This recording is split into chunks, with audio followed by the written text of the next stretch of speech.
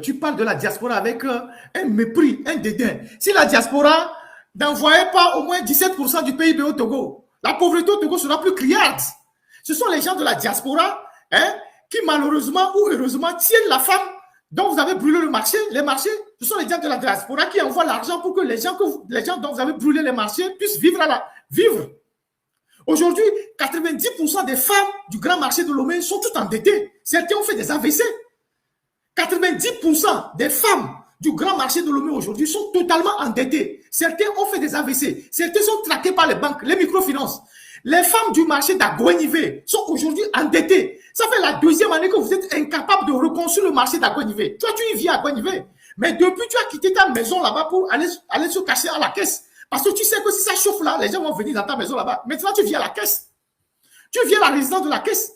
La plupart des femmes qui sont au marché d'Aguenivé aujourd'hui sont endettées. Elles sont traquées par les microfinances. C'est leurs enfants qui sont dans la diaspora qui leur envoient de l'argent pour vivre. Mais toi, tu vis bien. Tu vis bien, tu fais tes conneries. Et tu viens raconter des histoires. Tu parles de la diaspora avec un mépris, un dédain. Si la diaspora n'envoyait pas au moins 17% du PIB au Togo, la pauvreté au Togo sera plus criarde. Ce sont les gens de la diaspora qui malheureusement ou heureusement tiennent la femme dont vous avez brûlé le marché, les marchés. Ce sont les gens de la diaspora qui envoient l'argent pour que les gens dont vous avez brûlé les marchés puissent vivre.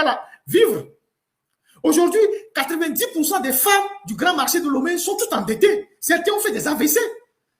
90% des femmes du grand marché de Lomé aujourd'hui sont totalement endettées. Certains ont fait des AVC. Certains sont traqués par les banques, les microfinances. Les femmes du marché d'Aguenivé sont aujourd'hui endettées. Ça fait la deuxième année que vous êtes incapable de reconstruire le marché d'Aguenivé. Toi, tu y vis à Aguenivé. Mais depuis, tu as quitté ta maison là-bas pour aller se cacher à la caisse. Parce que tu sais que si ça chauffe là, les gens vont venir dans ta maison là-bas. Maintenant, tu viens à la caisse. Tu viens à la résidence de la caisse.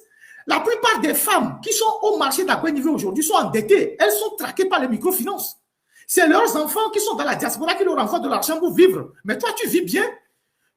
Tu vis bien, tu fais tes conneries. Et tu viens raconter des histoires.